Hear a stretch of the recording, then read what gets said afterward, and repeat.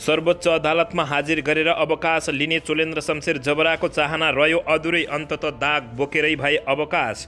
नयाँ सरकार गठनप्रति दलहरू उदास, राष्ट्रिय स्वतन्त्र पार्टी छाडेर नागरिक उन्मुक्ति पार्टी फकाउँदै सत्तारूढ दल गठबन्धन। जब पुष्पकमल दाहाल प्रचण्डलाई प्रधानमन्त्री बनाउने प्रस्ताव नेपाली काङ्ग्रेसका नेता डाक्टर शेखर कोइरालाले नै अस्वीकार गरेपछि मच्चियो निकै ठुलो हङ्गामा।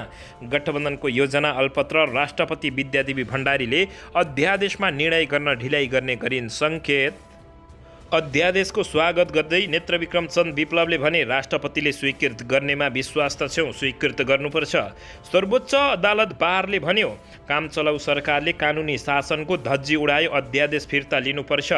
सरकार बनाउन बहुमत पुर्याउने उद्देश्यले अध्यादेश ल्याइएको चित्रबहादुर केसीको भनाइ। राष्ट्रपतिबाट अध्यादेश जारी भए रेशमलाल चौधरीदेखि अफ्ताब आलमसम्म छुट्न सक्ने, रेशम चौधरी छुटाउन खोजिएको भन्दै नेकपा एमाले निकट अनि राष्ट्रिय भ्यूको भीषण विरोध प्रदर्शन। सरकारले प्रहरीको भावनामाथि घृणित चलखेल गरेको पूर्व एआइजी भण्डारीको भनाइ। भारतीय प्रधानमन्त्री नरेन्द्र मोदीको हत्या गर्नुपर्ने अभिव्यक्ति दिने काङ्ग्रेस पूर्व मन्त्री पटेरिया भए पक्राउ। सेयर बजारमा फेरि घट्यो कारोबारको रकम, घटेर 77 करोड 70 लाख रुपियाँमा भयो सीमित।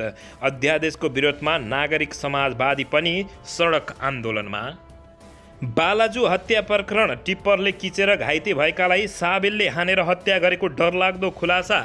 नयाँ पार्टी खोल्ने तयारीमा नेकपा एमाले छोडेका नेता प्रभु शाह। जाजरकोट जीव दुर्घटनाप्रति प्रधानमन्त्री शेरबहादुर देउवाले गरे दुःख व्यक्त। र समीक्षा अधिकारीले गरिन् आत्महत्या गर्ने प्रयास। समीक्षा अधिकारीले स्याड स्ट्याटस लेख्दै भनिन् मलाई बाँच्नै गाह्रो भयो। अब हेर्नुहोस् पुरा समाचार।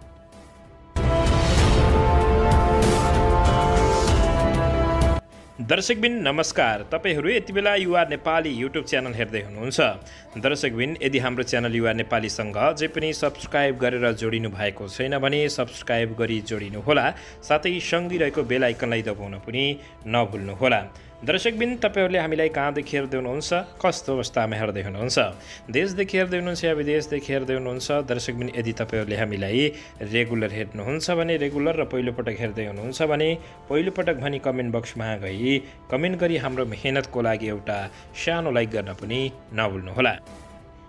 दर्शकबिन अन्ततः सर्वोच्च अदालतमा हाजिर गरेर अवकाश लिने चोलेन्द्र शमशेर जबराको चाहना अधुरै रहेको छ। निलम्बित प्रधान न्यायाधीश चोलेन्द्र शमशेर जबराको आजदेखि कार्यकाल सकिँदैछ। विक्रम सम्वत 2075 पुस 18 गते जबराले पद तथा गोपनीयताको शपथ लिएर कार्यभार सम्हालेका थिए। प्रधान न्यायाधीश चोलेन्द्र शमशेर जबरा भएको सुरुको अवधिमा न्यायालयको शुद्धिकरणको अभियान सुरु गरेका जबरामाथि न्यायपालिकामा विचलन लगायत विभिन्न आरोप लगाउँदै 2078 फागुन 1 गते प्रतिनिधि सभामा महाभियोग दर्ता भएको थियो। महाभियोग निष्कर्षमा पुर्याउन समय लगाएर आफूलाई अन्याय गरेको दाबीसहित यही मङ्सिर 20 गते उनले सांसद सचिवालयमा महाभियोग निष्प्रभावी भएको पत्र माग गर्दै निवेदन दिएका थिए। माग अनुसार सांसद सचिवालयले 21 गते पत्र दिएको थियो। सांसद सचिवालयको पत्र विरुद्ध सर्वोच्च अदालतमा रिट निवेदन परेको हो। सर्वोच्च अदालतले शुक्रबार उक्त पत्र कार्यान्वयन नगर्न अन्तरिम आदेश दिएको थियो। त्यसपछि चोलेन्द्र शमशेर जबराले अदालतमा गएर निलम्बन फुकुवा भएर कामकाज गरेर अवकाश लिने इच्छा पुरा नहुन सकेको हो। जबरा निलम्बनमा परेपछि कायम मुकायम प्रधान न्यायाधीशका रूपमा वरिष्ठतम न्यायाधीश हरिकृष्ण कार्कीले काम गरिरहेका छन्। अब प्रधान न्यायाधीश चोलेन्द्र शमशेर राणाको रोलका क्रममा कार्की रहेका छन्। प्रधान न्यायाधीश हुने योग्यता पुगेका व्यक्तिको नाम न्याय परिषदले संवैधानिक परिषदमा पठाउने बताइएको छ। दर्शकबिन यसैबीच आउनुहोस् अर्को समाचारतर्फ लागौँ। नेत्रविक्रम चन्द विप्लव नेतृत्वको नेकपाले सरकारले ल्याएको अध्यादेशको स्वागत गरेका छन्। यसैबीच अध्यादेश जारी भएपछि सरकारसँग भएको 3 बुँदे सहमति कार्यान्वयन हुने उनले बताएका छन्। नेकपाका महासचिव नेत्रविक्रम चन्द विप्लवले मङ्गलबार एक विज्ञप्ति जारी गर्दै भनेका छन्, नेपाल सरकारले हाम्रो पार्टीसँग भएको 3 बुँदे सहमति अनुसार नेता तथा कार्यकर्ताहरूमाथि लागेको लागेका सम्पूर्ण मुद्दाको खारिजी तथा बन्दी नेता कार्यकर्ताहरूको रिहाईका लागि मङ्सिर 25 गते गरेको मन्त्री परिषदको बैठकबाट अध्यादेशबारे निर्णय गरी प्रमाणीकरणका लागि सम्माननीय राष्ट्रपति समक्ष पेश गरेको छ। हामी हाम्रो पार्टीसँगको छलफल एवं सहमतिको मर्म अनुरूप सरकारले आफ्नो जिम्मेवारी स्वरूप अध्यादेश पेश गर्नु स्वागत योग्य कुरा भएको, जसलाई हाम्रो पार्टीले सकारात्मक रूपले लिँदैछ, धन्यवाद दिन चाहन्छु, नेत्रविक्रम चन्द विप्लवले बताएका छन्। 3 बुँदे सहमतिप्रति पार्टी प्रतिबद्धता रहेको साथै सरकारले पनि समस्याहरूलाई सकारात्मक रूपले निकास दिन गइरहेको पहललाई मनन गर्दै संवैधानिक राष्ट्र प्रमुख सम्माननीय राष्ट्रपति पनि अध्यादेशलाई स्वीकृति प्रदान गर्नेमा पार्टी विश्वस्त रहेको नेत्रविक्रम चन्द विप्लवले बताएका हुन्। दर्शकबिन यसैबीच यता नागरिक उन्मुक्ति पार्टीका नेता रेशम चौधरीलाई रिहाई गर्न सरकारले अध्यादेश ल्याउन लागेको भन्दै नेकपा एमाले निकट विद्यार्थी सङ्गठन अनिराश्य ब्यूले काठमाडौँमा भीषण प्रदर्शन गरेको छ। मङ्गलबार बिहान त्रिचन्द्र क्याम्पस अगाडि अनिराश्य ब्यूले विरोध प्रदर्शन गरेको हो। प्रदर्शनमा सहभागी विद्यार्थीहरूले राजनीतिमा अपराधीकरण र अपराधको राजनीतिकरण गर्न बन्द गर्नुपर्ने लगायतका नारा लेखिएका पेले कार्ड बोकेका थिए। घण्टाघर अगाडि आयोजित कोणसभामा बोल्नेहरूले अपराधीहरूलाई छुटाउन अध्यादेशको सहारा लिन खोजेको भन्दै सरकारको आलोचना समेत गरेका छन्। उनीहरूले रेशम चौधरीको बहानामा काङ्ग्रेसका नेता मोहम्मद अफ्ताब आलमलाई छुटाउन खोजिएको आशंका समेत व्यक्त गर्दै भीषण आन्दोलन समेत गरेका छन्। दर्शकबिन यसैबीच यता सरकारले प्रहरीको भावनामाथि घृणित चलखेल गरेको बताइएको छ। 7 जना प्रहरीको निर्मम हत्या भएको टिकापुर हत्याकाण्डमा अदालतबाट दोषी ठहर भएकालाई आम माफी दिने प्रक्रिया सुरु गरेपछि बहालवाला तथा अवकाशप्राप्त प्रहरी अधिकारीले आपत्ति जनाएका छन्। सरकारले प्रहरीको भावनामाथि घृणित खेल गरेको उनले आरोप लगाएका छन्। दर्शक महानुभावहरू, पूर्व एआइजी राजेन्द्र सिंह भण्डारी प्रहरीको संविधानसँग जोडिएको यो विषयमा सरकारले एकदमै गलत निर्णय गरेको बताएका छन्। सत्ता प्राप्तिका लागि प्रहरीको भावना र संविधानमाथि सरकारबाट घृणित चलखेल भएको उनको भनाइरहेको छ। यो प्रहरी संगठनको संविधान र भावनासँग जोडिएको विषय हो। टिकापुरमा प्रहरी कर्मचारीलाई अत्यन्तै क्रूर तरिकाले हत्या गरिएको थियो। भाला रोपेर हत्या भएको छ। उनी भन्छन् स्वत स्वार्थका लागि सरकारको अङ्गमा रहेका प्रहरी कर्मचारीकै न्यायिक क्षणिक संरक्षण सरकारले गर्दैन भने त्यो सरकारले जनतालाई कसरी न्याय देला, यो विषयमा प्रहरी संगठनबाट आपत्ति जनाउनुपर्छ। मौन स्वीकृति दिनु हुँदैन। अध्यादेश कार्यान्वयन भए प्रहरीको मनोबल खस्कने उनले बताएका छन्। न्यायिक र राजनीतिक दृष्टिकोणले पनि अध्यादेश गलत भएको उनको टिप्पणी रहेको छ। भण्डारीले भनेका छन् अदालतको न्यायिक पुनरावलोकनमा गएको हुँदा अध्यादेश ल्याएर त के कानुन नै बनाए पनि फिर्ता गर्न मिल्दैन। यो विषयमा अदालतले यस अघि नै बोलिसकेको बताइएको छ। यस अघिका सरकारले यसै गरी मुद्दा फिर्ता गर्न खोज्दा अदालतले रोकिदिएको हो। दर्शकबिन यसैबीच आउनुहोस् अर्को समाचारतर्फ लागौँ। समीक्षा अधिकारीले आत्महत्याको प्रयास गरेको खुलासा भएको छ। दर्शकबिन, गायिका समीक्षा अधिकारीले सोमबार राति फेसबुकमा एउटा स्ट्याटस लेखेकी छिन्। स्याड इमोजी राखेर लेखिएको उक्त स्ट्याटसमा लेखिएको छ, मलाई अति नै गाह्रो भइसक्यो, म अब बाँच्न सक्दिनँ भनेर उनले स्ट्याटस लेखेकी हुन्। तर स्ट्याटस लेखेको केही छिनमै उनले हटाइन् र अर्को सेल्फी फोटो राख्दै स्माइल र साइलेन्स शक्तिशाली हुने भन्दै क्याप्सन राखेकै थिइन्। दर्शकबिन, फेसबुकमा उनले कमेन्ट गर्ने अप्सनमा पनि सीमित व्यक्तिलाई मात्र गर्न मिल्ने बनाएकी छिन्। समीक्षाको सो स्ट्याटसबाट उनी पछिल्लो समय मानसिक पीडामा रहेको बुझ्न सकिएको छ। सामाजिक सञ्जालमा उनलाई अघि बढ्न हौसला दिने भन्दा पनि नराम्रा कमेन्टहरूको वर्षा नै भेटिने गरेको छ। उनी पछिल्लो समयमा दर्शक महानुभावहरू आत्महत्याको प्रयास समेत गरेको बुझिएको छ। मलाई अति नै गाह्रो भइसक्यो, भनौँ म बाँच्न सक्दिनँ भनेर उनले फेसबुकमा स्ट्याटस लेखेको केही बेरमै स्ट्याटस हटाउन बाध्य भएकी छिन्। उनले कलाकार अभिनेता पल शाहलाई बलात्कार गरेको आरोप लगाएपछि पल शाह यति बेला जेलमा रहेका छन्। दर्शकबिन, यसैबीच आउनुहोस् अर्को समाचारतर्फ लागौँ। बालाजु हत्या प्रकरणमा टिप्परले खिचेर घाइते भएकालाई साबेलले हानेर हत्या गरिएको डरलाग्दो खुलासा भएको छ। तारकेश्वर नगरपालिका 3 मा टिप्परको ठक्करबाट एकजनाको मृत्यु भएपछि प्रहरी वीरत बालाजु तनावग्रस्त भएको छ। आइतबार राति 9 बजे तारकेश्वरको चिसापानीमा बा 5 ख 6779 नम्बरको टिप्परको ठक्करबाट सबिन फुयालको मृत्यु भएको थियो। मृतक फुयालका दाजु जयराम घिमिरेले टिप्पर चालक, सहचालक र नजिकै बालुवा स्टोर स्टोर गरिरहेका व्यक्तिहरूले भाइलाई घाँटीमा साबेलले हानेर हत्या गरेको आरोप लगाएका छन्। टिप्परका मान्छेले टिप्परले ठक्कर दिएपछि घाइते मात्रै भए लफडा हुन्छ भन्दै घाँटीमा धारिलो हतियार प्रयोग गरेर हत्या गरेको जस्तो देखिन्छ। घिमिरेले भने घटनाको अवस्था हेर्दा हत्या भएको देखिन्छ, तर प्रहरीले दुर्घटना भएको भन्दै आएको बताइएको छ। जिल्ला प्रहरी परिसर काठमाडौँका प्रवक्ता प्रहरी उपरीक्षक एसपी दिनेश राज मैनालीले मृतकको घाँटीमा चोट देखिएकाले घटनाका सम्बन्धमा प्रहरीले अनुसन्धान गर्ने समेत बताएका छन्।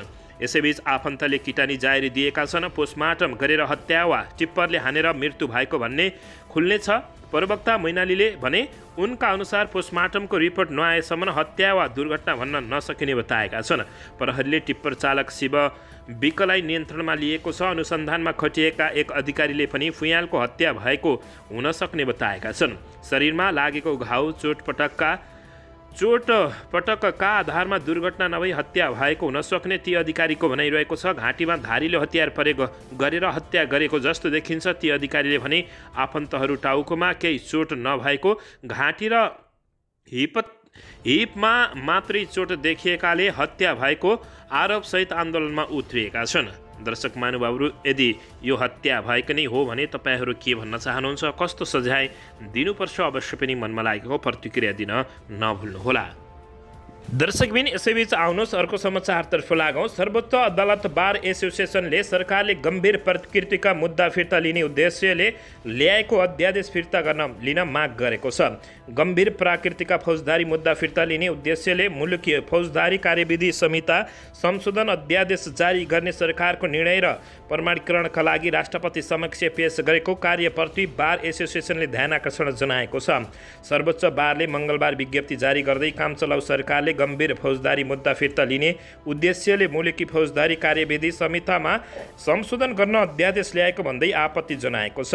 2079 साल मङ्सिर 4 गते सम्पन्न प्रतिनिधि सभाको निर्वाचनबाट निर्वाचित सांसदको पहिलो अधिवेशन बस्न नपाउँदै काम चलाउ सरकारले कानुनमा नै संशोधन गर्ने गरी अदालतमा विचाराधीन गम्भीर प्राकृतिक कतिपय फौजदारी मुद्दा फिर्ता लिने उद्देश्यले प्रमाणीकरणका लागि राष्ट्रपति समक्ष पेश गरेको अध्यादेशले संवैधानिक सर्वोच्चता, विधिको शासन, कानुन, मूल्य र मान्यता, फौजदारी कानुनका स्थापित मान्यता तथा सम्मानित सर्वोच्च अदालतबाट प्रतिपादित सिद्धान्त समेतको उपहास गरेको विज्ञप्तिमा उल्लेख गरिएको छ।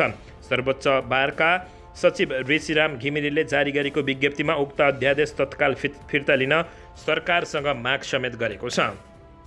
विज्ञप्तिमा भनिएको छ, काम चलाउ सरकारले ताज जनमत र आफ्नो कानुनी हैसियतको समेत ख्यालै नगरी गम्भीर प्रकृतिका मुद्दा फिर्ता लिने उद्देश्यले मुलुकी फौजदारी कार्यविधि संहितामा संशोधन अध्यादेश जारी गर्ने निर्णय तथा सो बमोजिम प्रमाणीकरणका लागि राष्ट्रपति समक्ष पेश गरेको अध्यादेश अविलम्ब फिर्ता गरी संवैधानिक सर्वोच्चता, विधिको शासन कायम गर्न सर्वोच्च बार एसोसिएसन नेपाल सरकार समक्ष हार्दिक अनुरोध गर्दछ उनले बताएका छन्।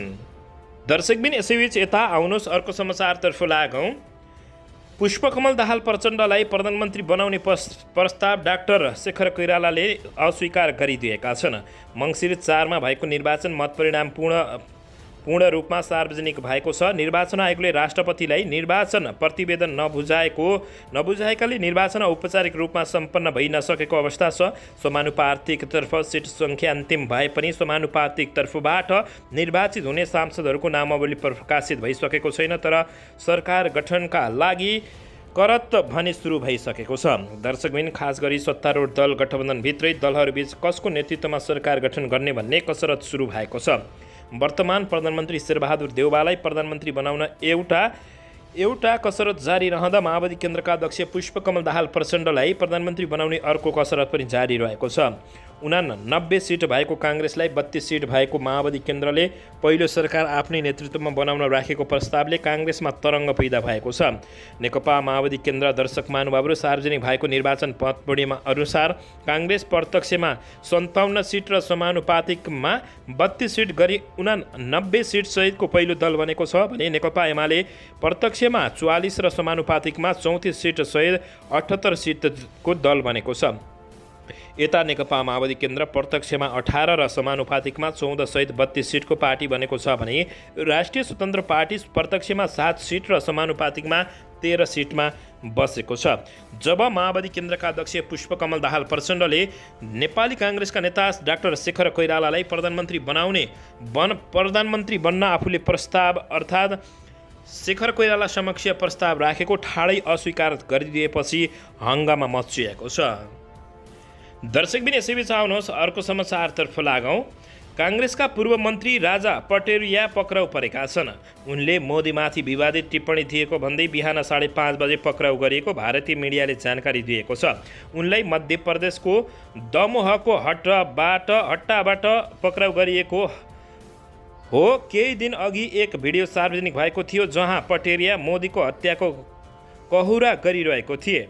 पछि उनले भनाइ फेरेका थिए हत्या गर्ने नभई अर्को चुनावमा हराउन भनेको बताएका थिए। उक्त भिडियोमा उनले भनेको सुनिन्छ, मोदी चुनाव सकिदिनेछ, मोदी धर्म, जात र भाषाका आधारमा विभाजित गरिदिन्छ, दलित, आदिवासी र अल्पसङ्ख्यकको जीवन खतरामा छ, यदि संविधान बचाउने हो भने मोदीको हत्या गर्न तयार हुनुपर्ने उनले बताएका थिए। यसैबीच उनले हत्याको अर्थ हार रहेको स्पष्टीकरण दिएका थिए। गृहमन्त्री नरोत्तम मिश्रले एफआइआर दर्ता गर्न निर्देशन दिएका थिए। मिश्रले महात्मा गान्धीको काङ्ग्रेसका कार्यकर्तालाई यस्तो बताउन नसक्ने टिप्पणी गरेका छन्।